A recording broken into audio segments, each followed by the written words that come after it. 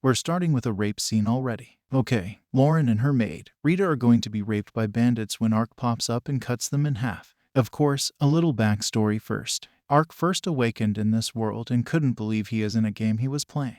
After all, he fell asleep while playing it. Based on all the super cool and high-end equipment he got, he is glad he is in his avatar named Ark. He tests out a few skills and basically, he is an overpowered character. Who wouldn't like all these perks? No. His downside is that behind his helmet, he is a skull, which is part of the avatar he created. No prizes to guess what if the townspeople see this form of his. In town, he spots an elf girl but loses her. Needing some money for food, he heads to the mercenary guild to find a job but is told he needs a license. And to get one he must bring back proof he has slain a beast, monster and bandit each. Ark easily slays a wild animal and an orc. Then he spots those bandits. The soldiers must have been lowly skilled to be killed off like that. At first Ark was hesitant to go in for fear of player killing. But with Lauren's chastity on the line, Ark uses his overpowered moves to decimate the bandits. He cleans up the mess and loots their belongings. All's fair, right? The ever-grateful ladies accompany him back to town. He can't give himself away too much since his character's premise is of a holy knight searching for a cure for his curse. So he just says he is a traveler on a journey. Ark gets his license in the same day and to celebrate his great achievement, orders food and drinks to his room. I gotta ask, does he have organs to process all that food? Because I'm assuming he is all bones underneath that huge armor. I mean, how the heck can he even smell and taste? Ark takes up an escort quest in a remote mountainous village. It seems a little girl named Marka needs him to accompany her as she goes gather herbs in the mountains. Since her dad died, Mom has been doing his job to make ends meet, so she hopes to ease some of that burden. Along the way, they encounter an injured little green squirrel. Once Ark heals it, now it is basically Ark's faithful pet named Ponta. Herb gathering is going well until Marka stumbles into a giant menacing basilisk. Ark protects her and fights off that beast, but when you have a creature that can spew poisonous gas and petrify stuffs, you're going to have a hard time.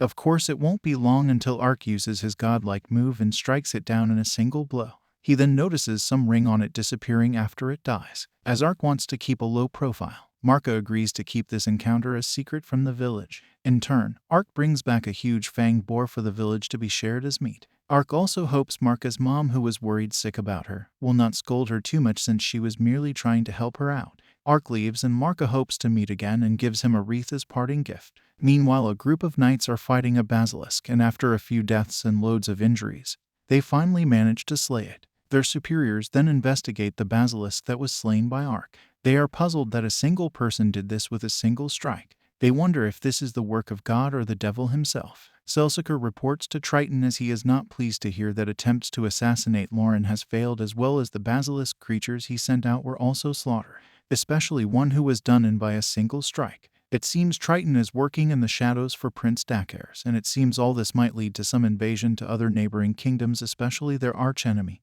the Western Empire that is under Prince Sect. Because so, they cannot openly declare their allegiance to Dakares. Triton then asks about their merchandise, in which Celsica says his son, Udalan, is handling it, much to Triton's displeasure. Ark is getting used to his quests as he raids a bandit's hideout and loots their belongings. When he is done, he is suddenly attacked by that elf girl, Arian Glenny's Lalatoya. She thinks he is a bandit and is not open for conversation, until she sees Ponta's cuteness. Because a spirit creature is fond of him, he cannot be a bad person. Arian claims she is on a mission to hunt down elf hunters who kidnap her kind. Ark says he found no prisoners in the cave, so Arian thinks she is too late. Ark would like to help, but she tells him to stay out of it. Next day, as Ark walks through the forest, he sees Udalan and his bandits kidnapping young elf girls to be sold at the market for a high price. Udalan being a dick, showing his authority and abusing them. Ark is going to jump in and help, but that won't do as Arian is here to kick their asses. Dumb bandits think they can still have fun with her after she cuts a few of them down like lightning. Udalan plays dirty as he threatens to harm the hostages. Arian has no choice but to do nothing. But before she gets her modesty outraged, cue for Ark to jump in and knock out Udalan. With his assurance to back her, Arian returns to her bandit-slaying ways. The children are rescued as Arian realizes a collar on them that prevents them from using their spirit magic. It cannot be undone easily, or so she thinks, because Ark easily does so and even heals them. Well, how he do that? Arian then gets word from her comrade that they are going to rescue other kidnapped elves and to meet up. Arian wonders who Ark is because a normal human cannot have such high caliber. He claims he is just a traveling mercenary. In that case, she wants to hire him. Going back to Dinto, they meet fellow elf warrior, Danka, who has details on where the other kidnapped elves are. You can't miss that building in the entertainment district. However, they have to wait till nightfall for fewer people to being their raid. Danka still has reservations about Ark, especially Arian, because she depended on outsiders for help. She admits without Ark's help, she would have been captured and can vouch that he is their ally. Once it is time to begin their mission, how are they going to get past all those guards? Yeah, they don't make this place look any more suspicious with too many baddies guarding. Ark teleports them inside. And I bet the part where Arian trying to get herself through the small window is for some cheap fanservice thrills. But why the FCK didn't Ark just teleported like himself into the building? Got to see those boobs and ass go through that tight squeeze. As they sneak around, they see dead bandits in their quarters with their throats slit. Because the wound is fresh, it means there is someone else around. They split up to look for the kidnapped elves. Ark stumbles into this furry ninja. She attacks him but stops when she sees Ponta with him, as well as being surprised he knows what a ninja. She is not here to free the elves but came looking for something, which of course she did not find.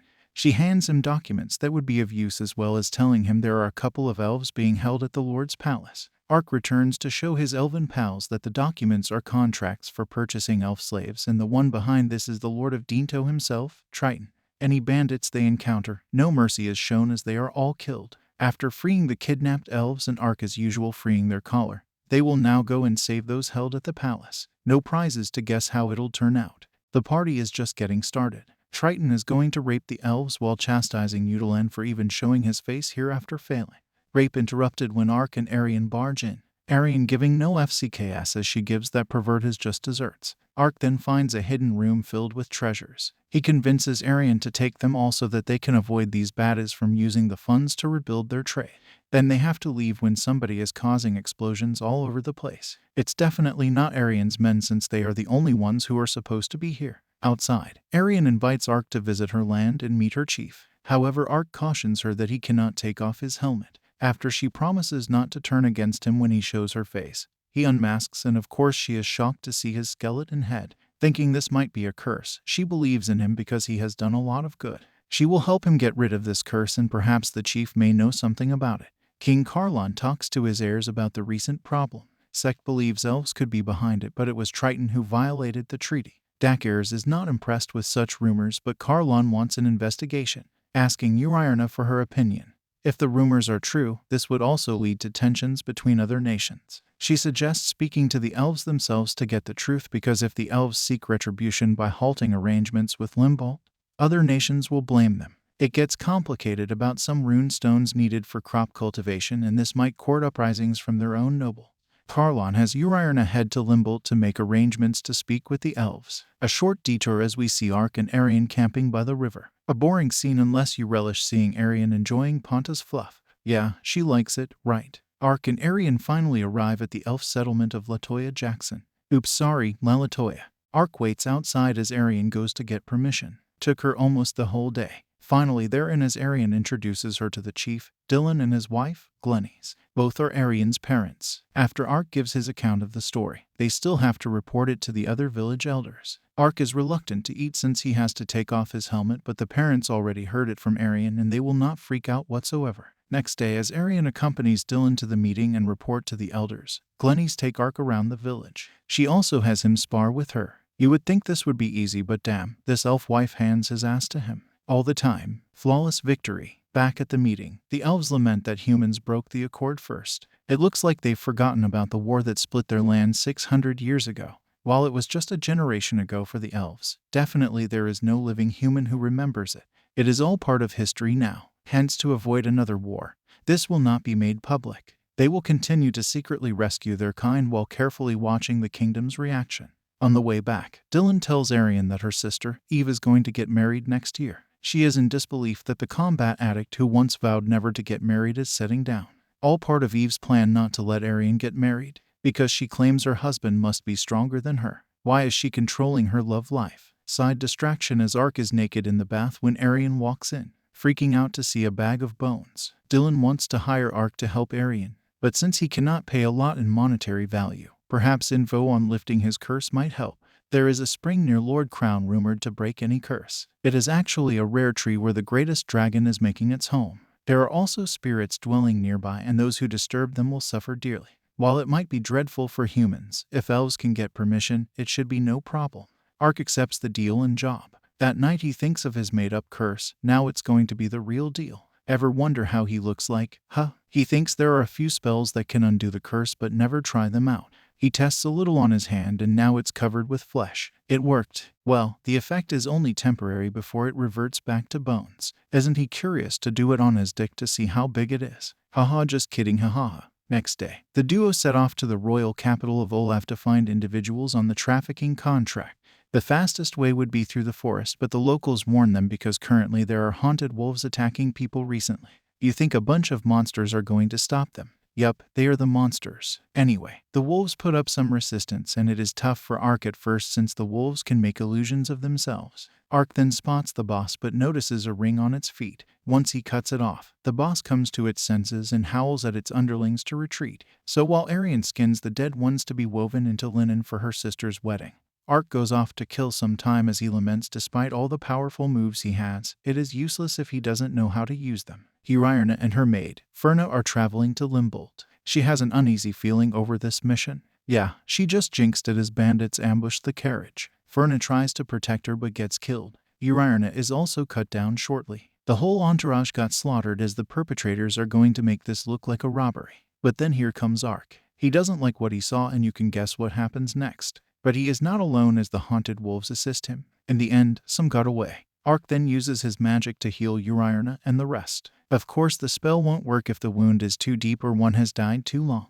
Yeah, we know who will be resurrected, right? Yrina thought she saw an angel healing her but later realizes it wasn't a dream since her clothes are cut and bloody. She gathers her men as they proceed with their mission. Because that's why God revived them, right? Ark returns to Arian as they continue their journey. At Olaf, they see a commotion. But they don't have to get involved as those rowdy men are taken care of.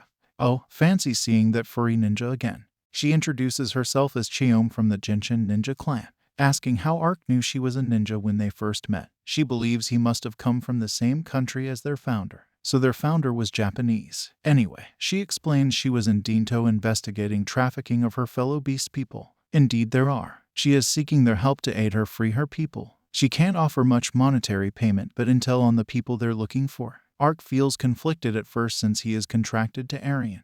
But since she says okay, no more complications. Meanwhile, Dakars is furious the haunted wolves stopped taking orders from him. This means he was the one behind Yrina's attempted assassination. Ever since Dinto, elves and beast people are getting more proactive in freeing their kind.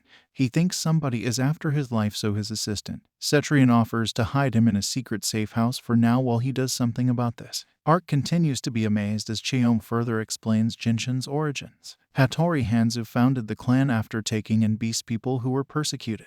Cheom takes them outside Estat Market, the largest slave market around, because it is closely tied to the center of operations. Any attack will have reinforcements appear quickly. She hopes the duo can make a flashy attack to attract attention. You see, there are other slave markets elsewhere that her clan planned to attack simultaneously. When the attack on Estat happens, this will draw reinforcements here, leaving others less guarded. She laments that not everyone can be safe. That is why she is hoping roping them both will reduce the casualties. After learning Ark has teleportation magic, Cheom is filled with hope and will meet again tonight when the attack will begin. She brings her partner. Gomen, and Ark is further amazed that there should be famous ninja personalities there since their titles are named so. But what's this? Ark and Gomen start to wrestle each other. Don't worry, just some greeting. The attack gets started with Ark and Gomen waltzing through the front door and flashily pummel all the guards. I swear, the two of are starting to look like some wrestling tag team. Gomen and Ark wrecking the place and with all the guards focusing on them.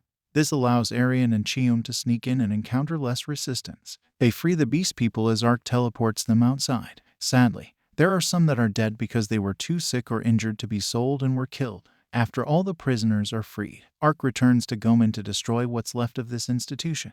Then Arian begins her prayers to free the souls of the dead while Cheom prays to become stronger so she could save more of her people. Meanwhile, Dakars is very dissatisfied that there are no reports from Estat.